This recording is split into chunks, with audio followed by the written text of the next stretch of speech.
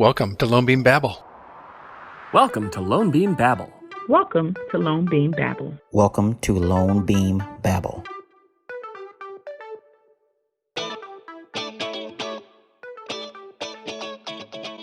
Hey everyone, welcome to LoanBeam Babble, your source for everything LoanBeam. I'm Robbie Robertson. And I'm Paul Sims. Welcome to the show. On this episode, we're going to talk to Starr Jackson, account executive at LoanBeam.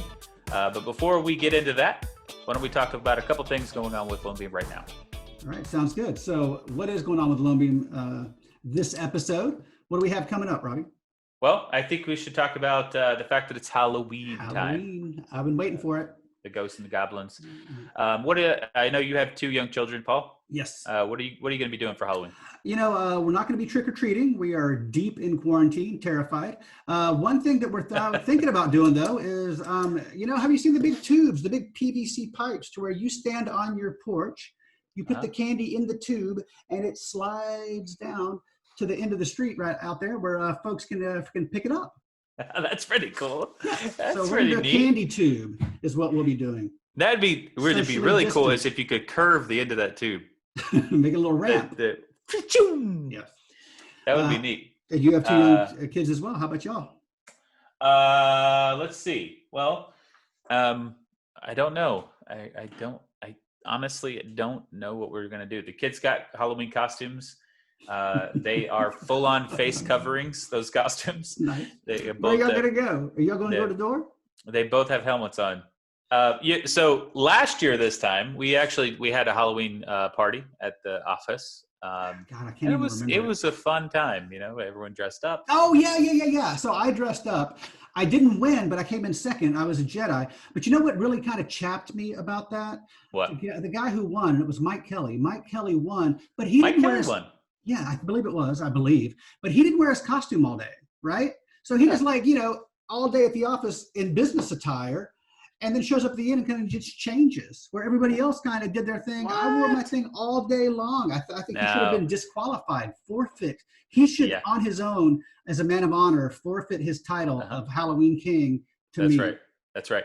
Because, costumes are uncomfortable. Yeah. And that's, you have to. I don't know. It was a Jedi robe. I was kind of free floating. Yeah, yours is probably nice, actually. I was doing all right.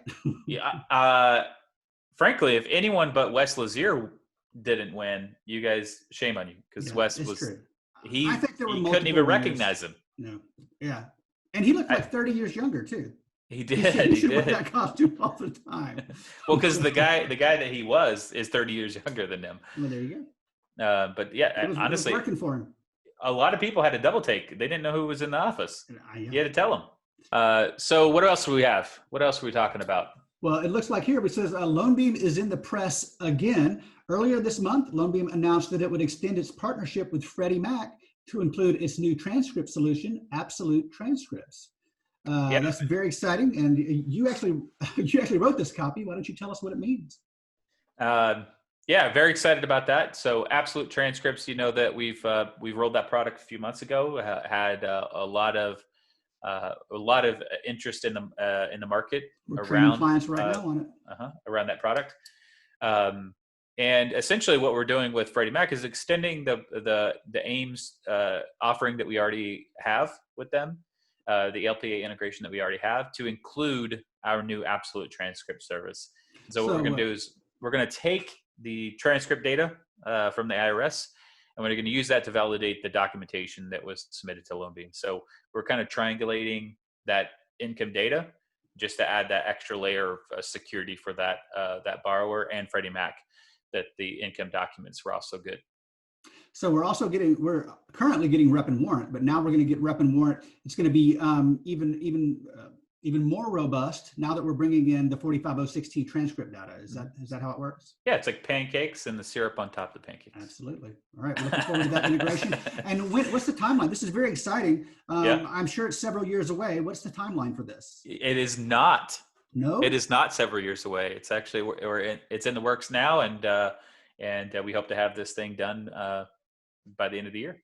End of this year? Mm-hmm. Oh, very exciting. All right. So 2020. I'm looking forward to that. Mm-hmm. We need some good news this year. We do. 2020 has been a rough year. Rough year. Not for LoanBeam. Not for production. It's been really good. But you know, the world's kind of coming down around us. But yeah, so we're excited about that. If you're not currently taking advantage of our transcript offering, do that. And so you can be ahead of the game. And how might the viewers do that? How might they take advantage of our absolute transcript offerings, our rep and warrant offerings? What's the easiest way for them to do that? Easiest way is to just reach out to your account executive. Account executive. If you don't know who your account executive is email sales@loanbeam.com. Just say transcripts what is in the subject line. Yep. And actually do that. What? Hashtag what? With question mark. 7 A's. Yeah. Okay. We have, you wrote it. A LoanBeam kicks off an education campaign for Freddie Mac AIM users. Now, is this me? That's you. Oh goodness, it's training. I'm in the newsletter this month. Very excited about this. So we're going to be offering some rep and warrant training for our Freddie Mac users. It's it's an integrated process, but there are a lot of moving parts to it. So everybody needs to kind of be aware of how the process works. If you have an integrated LOS, the process is a little bit different than if you use LoanBeam's dashboard, our website. So come on over to training. We're going to get you all learned up on how to get your rep and warrant. Yeah. So our partnership with Freddie has we've been together for a couple of years now, right. And the integrated solution I think we're going on 2 years with that integrated solution. Coming up on our second year. Mm-hmm. But there's still a lot of confusion as to like how do all the parts move, and obviously that's probably part of just the mortgage industry. It ebbs and flows. People come on board, people leave the industry. And so you kind of have to continue to reinforce some of those same messages. So we just wanted to take this opportunity, given that we are going into that next phase of with the transcripts. And, the fourth quarter of the year is traditionally when mortgages cool off. Slow down a little bit. Mm-hmm. And so that's generally when people start to kind of focus in on training and getting people trained up for the following surge of mortgage volume for the next year. So that's what we planned this kind of education campaign around those two things. I think it was a good time. Absolutely. And so if you're looking to get trained up here with LoanBeam on anything really, go to loanbeam.com/training. We have live webinars. We have pre-recorded videos. Hopefully we're going to have a little a link down there that you can click, or maybe right there, loanbeam.com/training. Sure. Again, live webinars, pre-recorded videos. And if you have if you want to have a special training session just for your company, go ahead and shoot us an email, reach out, and we'll take care of that for you. Absolutely. Definitely here to help. All right. Well, that's it for the headlines. I guess that means it's time for interview. It does mean it's time for the interview. And I actually had a really good time with this one. How about you? I did. It was fun and very interesting. And I think the people out there will enjoy this one too. All right. Well, let's stop talking and let's get to it. Let's do it. Guys, welcome everyone to LoanBeam Babble. This is Starr Jackson, account executive with LoanBeam. Welcome, Starr. Welcome. Thank you. Thank you for the invite. Yeah, thanks for joining us today. We're anxious to have you. I think you are the last in our series of our account executives. Okay. We have sat with Arthur, with Destiny, with JD. The best is last with Mr. Starr Jackson. That's why I didn't mind coming on the tail end so I can bring it on home for us. Yeah, I'm really interested in this one with Starr, because Starr's a bit of an enigma to me, kind of a mystery, a riddle. He's a, we're going to dissect that. Yeah, we're going to figure Starr out here. Yeah. Right. But to kick us off, Starr, why don't you just, give us a little elevator speech about who Starr Jackson is. All right. Well, Starr Jackson, for one, my name is unique. That is the name on my birth certificate, for one. So, it's not like a star football player or basketball player. 2 R's. Yeah, 2 R's on mine. So, long story short, on that, it's a conversation starter every time, depending on how I feel is the way that I'm going to tell you the answer to that question. Sometimes I'll tell you that's my God-given name, and other times I'll tell you, that was just the old high school name. So that's me. Let's see, a little bit about me personally. I've lived in Dallas since 2003. I moved here from Louisiana. I'm from Grambling and Ruston, Louisiana. So, I always enjoy the Cajun food when I'm here. When I can find a good place that's authentic. It's the difference in the canned gumbo and the real gumbo. Oh, yeah, definitely. The real gumbo, and the dirtier the better with the gumbo. So, definitely. I don't have the accent because I'm from up north, but, in Louisiana. But I definitely I love all things Louisiana. So try to get back. Cajun food is my favorite cuisine by far. I used to travel. Yeah, I used to travel all over Louisiana for training. All right, good deal, good deal. So I'm sure you tried it all, right? Oh man, I love it. Absolutely. One of my favorite joints is actually in Shreveport. In Shreveport, yeah. Yeah, believe it or not, all the way up. It's I know exactly where yeah. One of my favorite places called Blind Tiger. It was really good. Blind Tiger, yes. I actually ate a Blind Tiger 3 weeks ago. I was in Louisiana. It's right there on the Texas Street Bridge. Nice. Yeah, exactly. Things and rice with the andouille sausage, and man, you can't go wrong with that. No, I do fried catfish with crawfish etouffee on top. Oh, so good. Oh, that's awesome. Yeah, I was there 3 weeks ago. So I'm jealous. I actually moved here from Shreveport, but I grew up in Grambling and Ruston, but I moved here from Shreveport, moved myself and my family out here. So anyway, I've been here since 2003. As far as professionally, I was in banking for 17 years prior to joining the Fintech world. Kind of my background is Chase, Regions Bank, Wells Fargo. Amegy Bank was the last bank that I worked at, and was a manager over at that location there before I moved to CoreLogic. So I watched CoreLogic being built from the ground up, and I always wondered what that building was over there on Beltline at 635. And I used to have a lot of clients that came in, with the little badges, the little CoreLogic badges, and they would either get into their accounts or their lockbox or just do any kind of business. And so I just started inquiring about it. I was like, you know what? I think that I wanted to try something different, So, I've always been passionate about how things work, the software engineering department, the IT world. I'm real good at kind of, I was LimeWire, I'm Fire Stick, I'm always. That's old school. I just want to know the backside of how all of it works. And so I said, well, you know what, maybe I'll find a new passion in that. I think I kind of thinking, in 17 years, there's nothing that I didn't do. So I started inquiring with my clients there at the bank, and they kind of set me up with the HR department. And I kind of went in for a couple of interviews and got hired on the sales team and account management team over there. So I worked with JD. He and I were on the same team for a couple of years. And then Arthur, I think that he was just leaving when I was coming in. So I had heard his name and seen his name on maybe some information at CoreLogic, but I never really met him before. So it probably in passing. So that's kind of how I ended up at CoreLogic. Was there for about 2 years. And then after that, just wanted to see what my next move was. And so that's how I actually, LoanBeam found me. I'm sure everybody's familiar with Sean Simpson. They know who he is. Yeah. LoanBeam founds everybody. So I was actually hired for another position with another company, but the travel was way downtown. It was for a software company also. And so what's the name of that software company? It was Active. Have you ever heard of Active? I have heard of Active. Yeah, so that company was more in the kind of the entertainment software, with their application that they were offering. So yep. I hadn't done it before. I was going to try it, and and then LoanBeam came across my my radar through Sean and his recruiting, and I was kind of passive initially about it. I was like, nah, I'm already hired. I start in a couple of weeks at this other company. Next thing you know, he was like, but you gotta try it, and everything. And so that's how I ended up. He wouldn't take no for an answer, and so I said, you know what? I'm going to have an initial meeting. So I met with I think initially Jackie, and then AJ and Steve and the whole group there. I think I went through about 4 or 5 interviews there, and so so brought me on board, and the rest is kind of history. So that's how I ended up at LoanBeam. Very cool. Very cool. Yeah.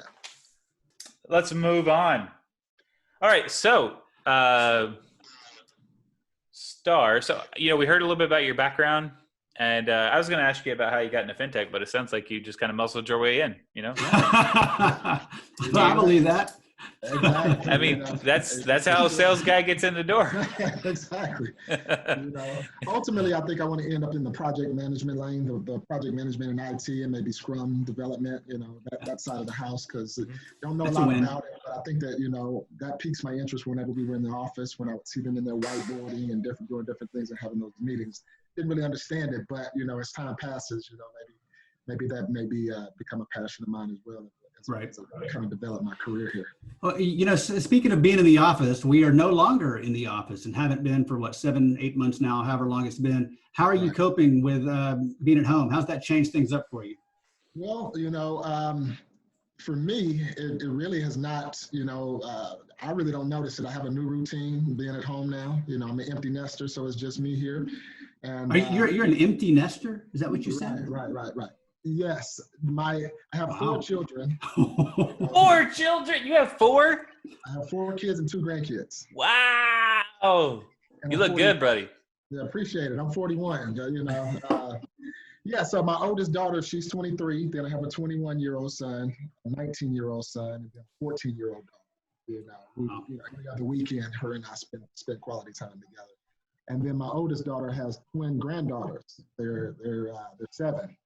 And so, it takes some work to keep myself looking young. I used to have a head full of hair. It's gone now. Well, that helps. Shaving your head helps. Yes. So with it just being me here, I just get up, I make my tea, have my routine, start my agenda, get on my team calls and, so it's become the new normal. It doesn't really affect me as much as it did initially. We're just trying to get organized and trying to come up with a routine that works. But again, this has been our new normal for 7 months now. So I think that it hadn't affected me, hadn't affected me anymore. Yeah, I mean, I'm kind of used to things as well. And through instant message, man, I talk to more people now than I did in the office just by hitting everybody up. Because I know you and I hit each other up a lot. You take those new clients and throw them over the wall. There's a lot coming these days. What about that? So you have some tea. What kind of tea do you have? I drink chai tea. I drink classic chai teas, black tea. Sometimes I'll do like the peach mango chai. But no sugar. I don't drink any sugar in my tea. So, it's an acquired taste. So it kind of gets me going, kind of gets the blood flowing. Get a little bit of caffeine going in the morning, and I'll end up having about 8 to 10 cups of this tea a day. Really? So it pretty regularly flows through. Just kind of. I'm a coffee drinker. Is there a lot of caffeine in chai tea? You can get it decaffeinated. You can get it without it. I just pick the box up off the shelf, and if it says caffeine on it, it's there. If it don't have any, it all tastes the same to me. So I don't really need. I mean, I definitely want the caffeine in mine. That's why I do the coffee.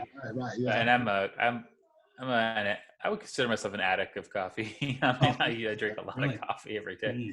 Oh, yeah. How many cups do you go through a day? You think? Just at least 3 a day. At least 3? Oh, that's not that bad. Yeah.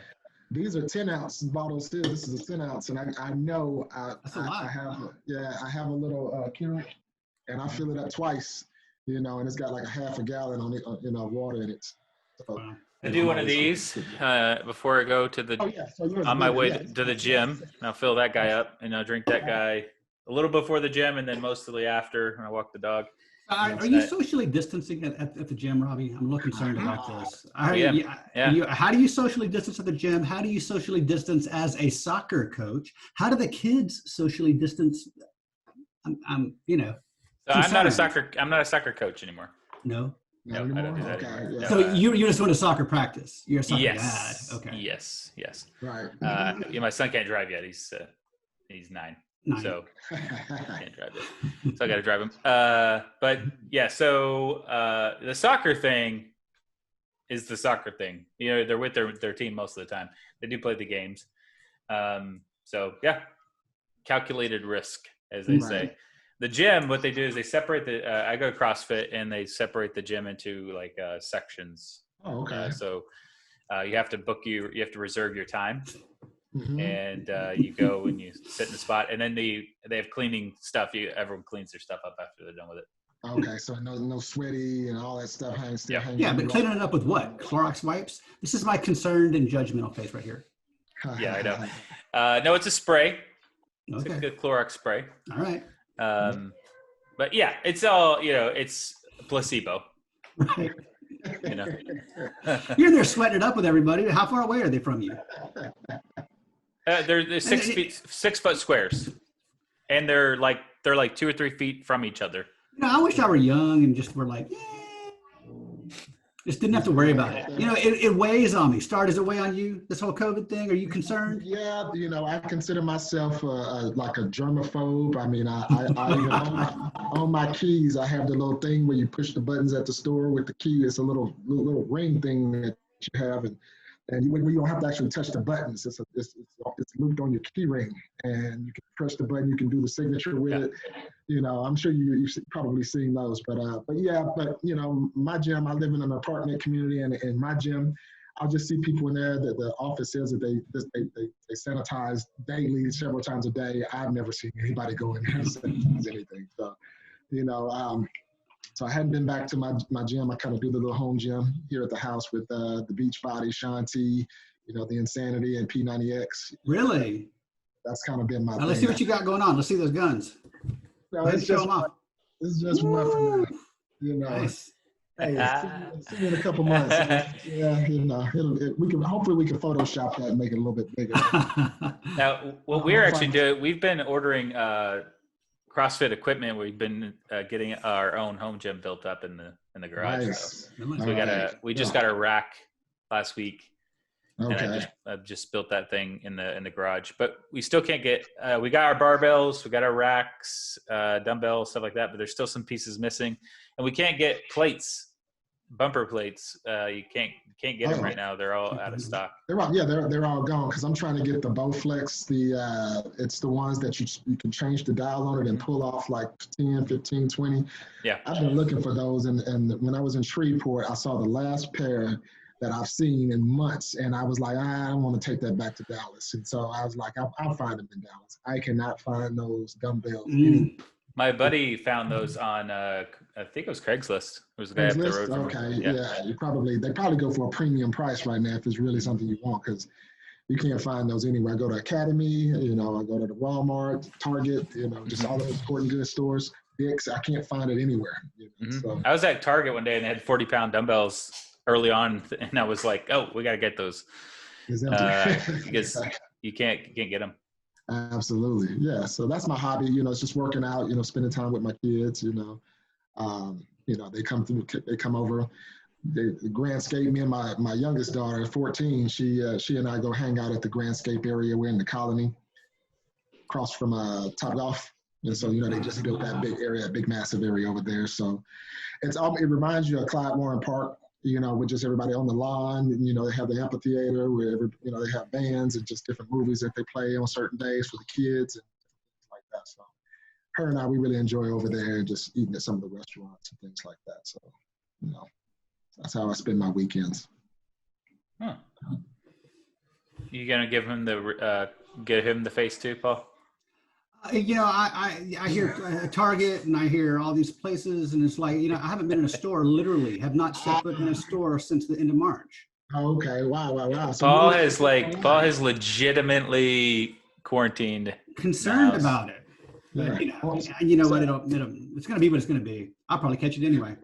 Hi. So it's all online and it's all DoorDash and just different things like that. Everything comes to your house. Absolutely. We do Instacart. We don't do takeout. We do Instacart. We wash the groceries. My wife's mother's 87, and we have integrated households. Yes. So we're being very, very cautious, and I'm a hypochondriac on top of it. So absolutely, yeah. I wash some of the groceries that aren't perishable. Like box foods and things like that. I wipe it all off. And all right, there you go. My daughter comes over and she says, "Dad, you're doing too much." She say, I say, "Hey, better safe than sorry." I get fruit like lemons and lime, I put them in dishwater and kind of rinse them off and everything. Yes. You never know if you get it, you never know how it's going to hit you. There's a 95% chance it's no big deal, but then you'll be you'll be the unlucky one just knocks you out. Right. So, yeah, that's kind of how I'm managing COVID. Back to your original question, that's kind of how I am. Do you so your hobbies are working out, hanging out with your daughters? Yeah, hanging out with my kids, and let's see, what else do I enjoy? I'm kind of a movie buff too. I love just watching different movies and suspense movies, anything like thrillers and suspense. Put something on the grill. I love cooking. Putting a couple steaks on the grill, and just enjoying the weekend, and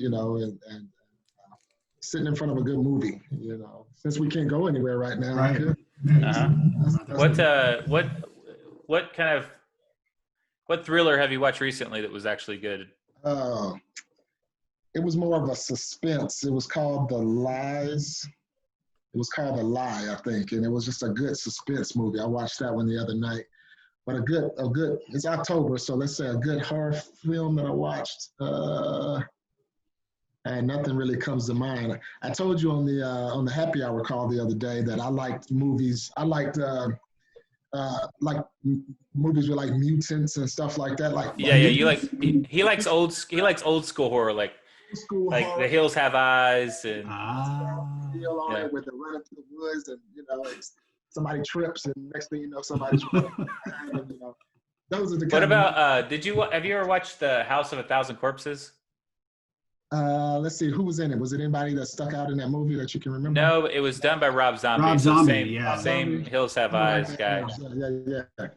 I definitely anything with in that realm, then that's always good, to watch in October. Mm-hmm. Something like that. They just don't make horror movies like they used to. They don't. And they were talking about the Halloween series, all these others. The one that was big when I was growing up was Friday the 13th in my circle, at least. Camp Crystal Lake. Oh, Camp Crystal Lake, exactly. That's what we were terrified of.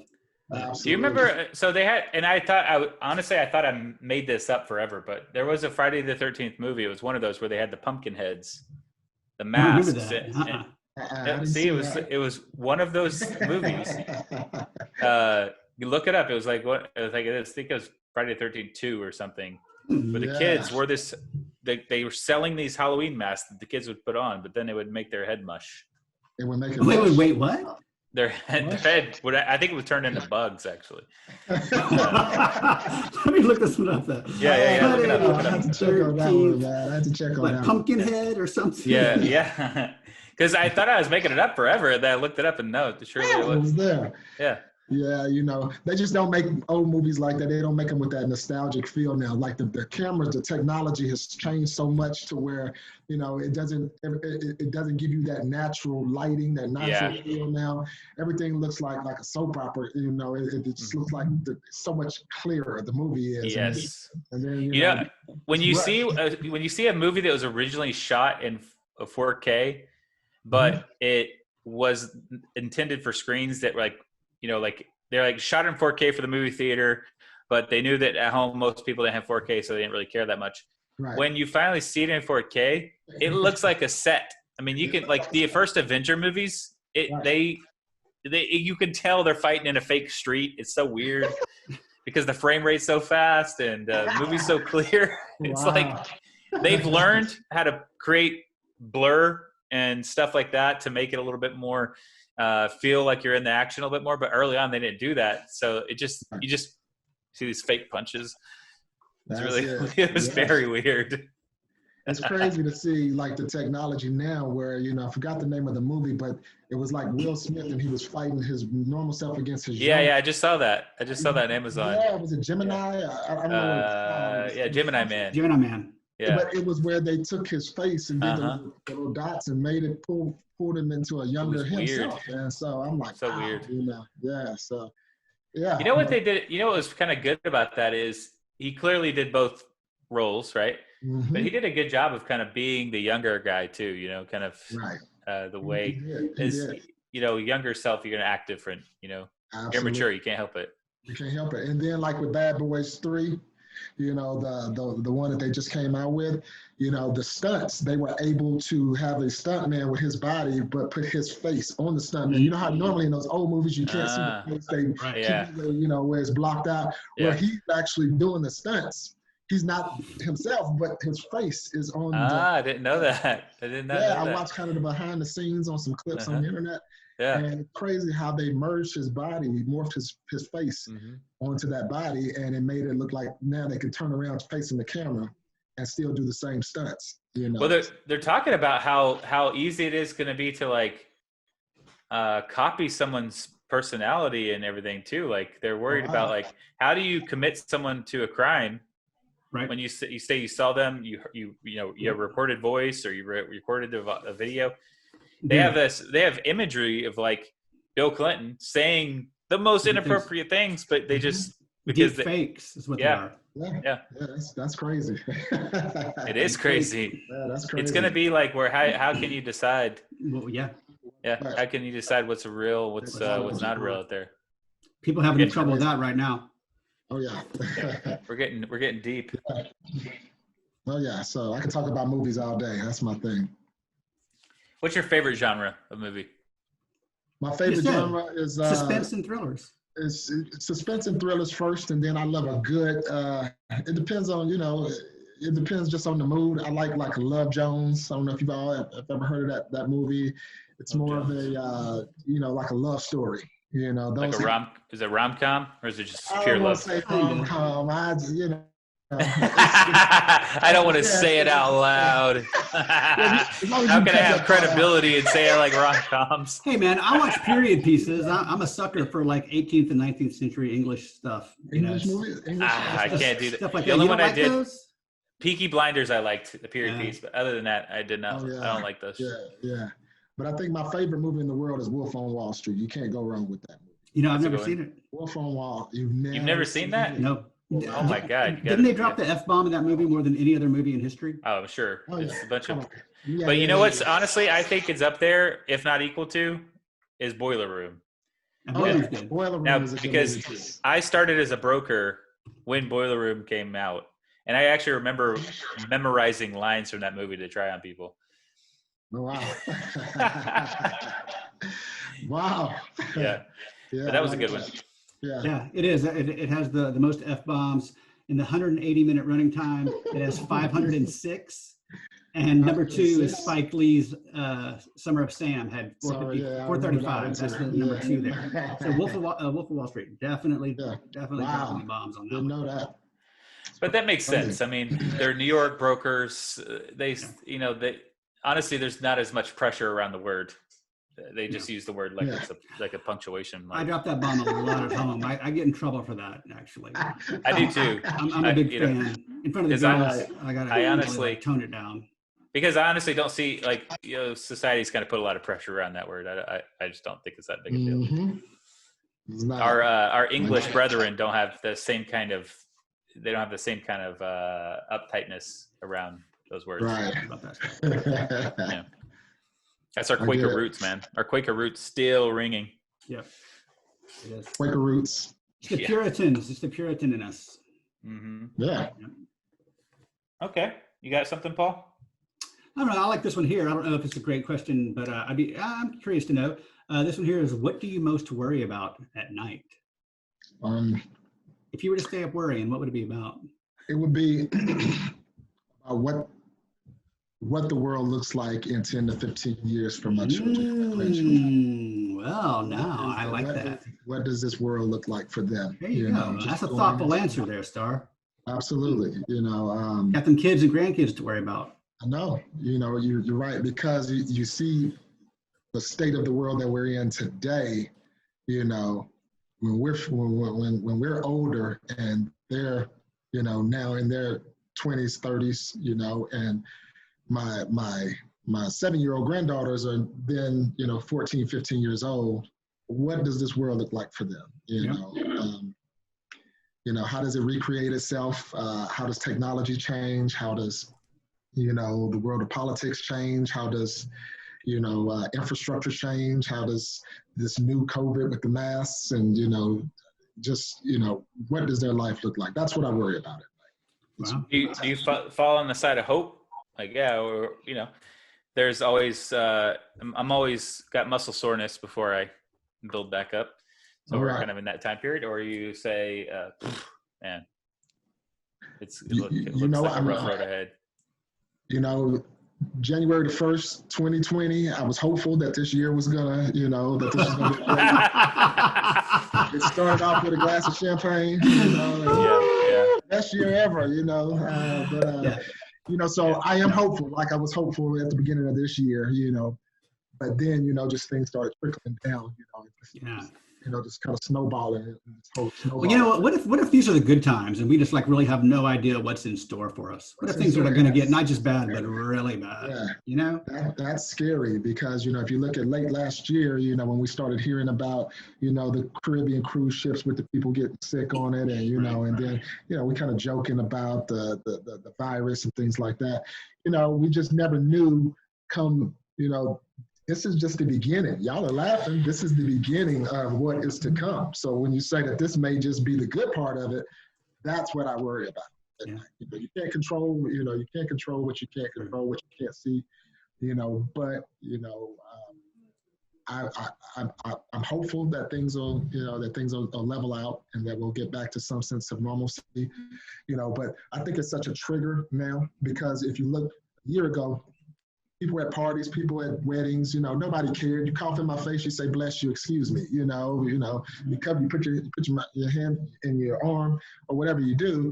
This year, it's like, get away from me, or you going down in the grocery aisle, you guys are standing on opposite ends of the grocery aisle because you're scared to walk this way, they're scared to walk this way, so one of you go around the other aisle, and so it's just the psyche of it all going forward. I don't know if that'll ever get back to a sense of normalcy to where I can press a button at the grocery store and not think about COVID, Right. And so, that's a think anything fades.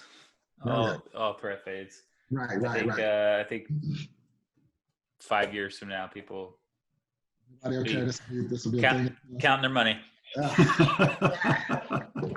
I remember I used to, when I was a teller, I used to be a teller, part-time teller when I was going to school. And I'd be flipping through that cash. Flipping through the cash, not thinking about it. You probably get the contact high doing that. I know. But honestly, I think it made my immune system better. Just constantly getting introduced to just everything. Probiotics, if you catch my meaning. Right on there.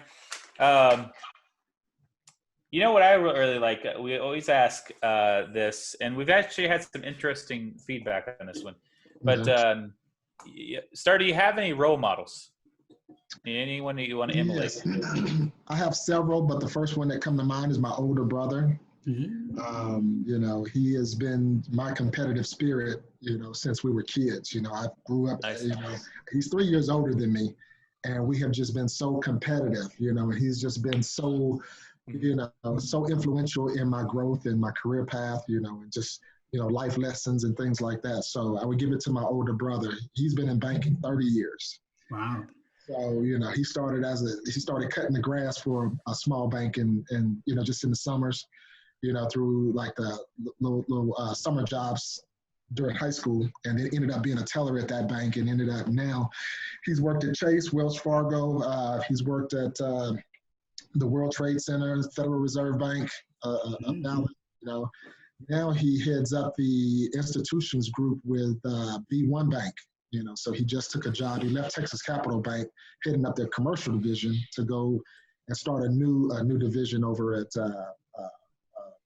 and recruit for B1 Bank. Not sure exactly in depth about his position, but he's just always inspired me, to just want to do more and want to be more and want to build on it. So, I kind of followed him. He worked at Chase, we worked at Bank One first, if you all remember Bank One.